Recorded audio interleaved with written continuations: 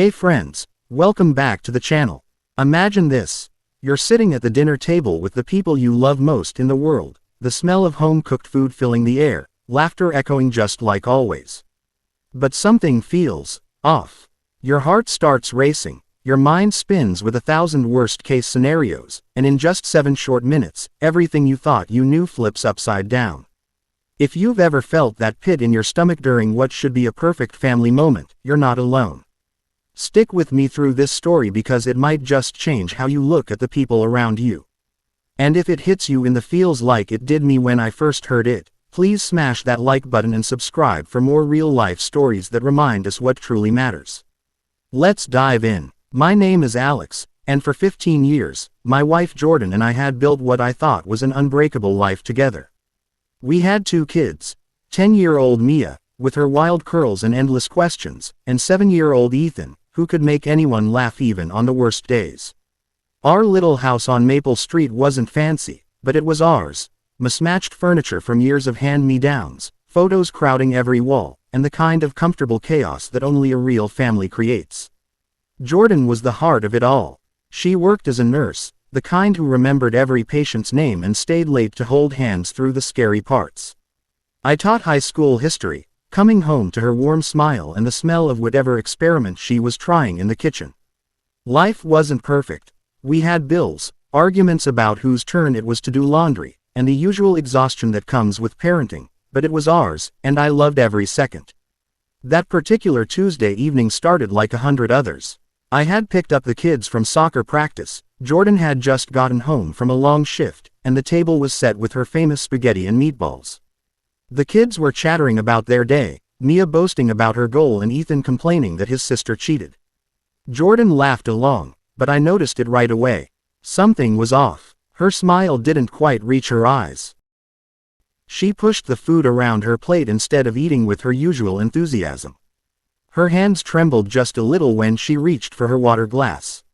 I tried to catch her gaze, but she kept looking down, like she was carrying the weight of the world on her shoulders.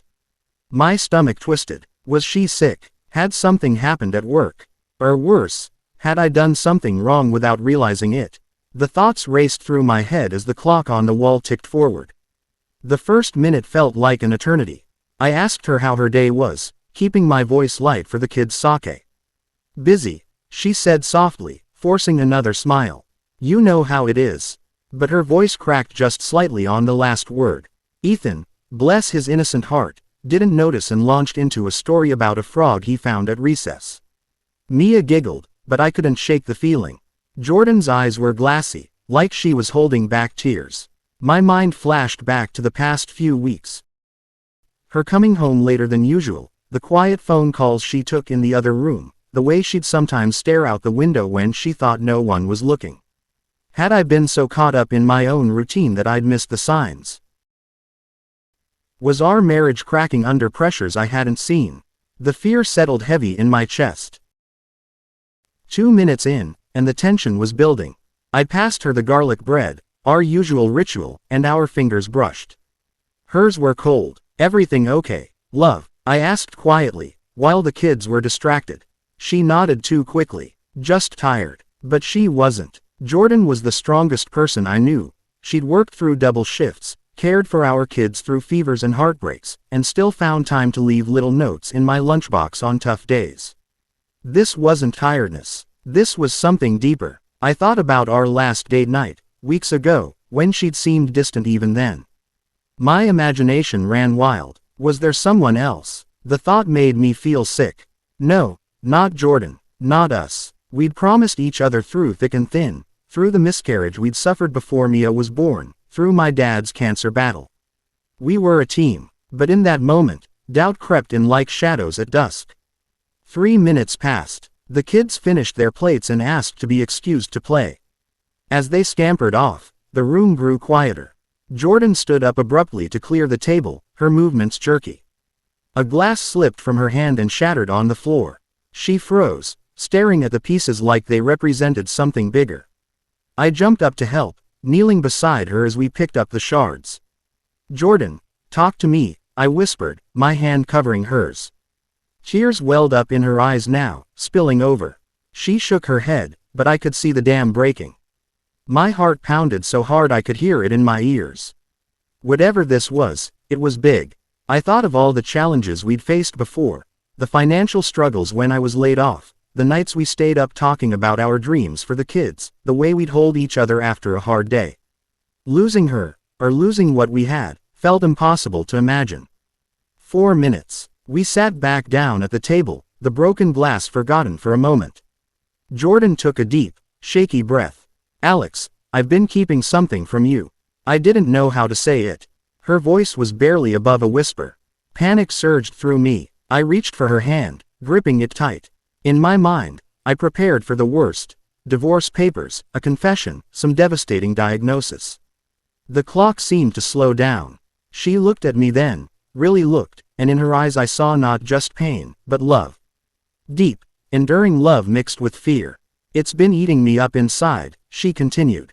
"Every night I come home and see you with the kids, I wonder if I'm strong enough." 5 minutes. The words tumbled out slowly at first. Jordan had been feeling a lump in her breast for weeks. She'd gone for tests in secret during her lunch breaks, terrified of worrying me or the kids. The results had come back that afternoon: early-stage breast cancer. Treatable. The doctors were optimistic with surgery and treatment starting soon. But the fear of what it could mean for our family, for our future, had been crushing her. She hadn't wanted to ruin our evenings, our little moments of joy.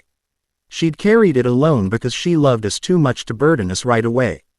Tears streamed down both our faces now. I pulled her into my arms across the table, spaghetti sauce and all, holding her as sobs racked her body. The relief that it wasn't the end of us mixed with the terror of what lay ahead. How had I not seen her pain?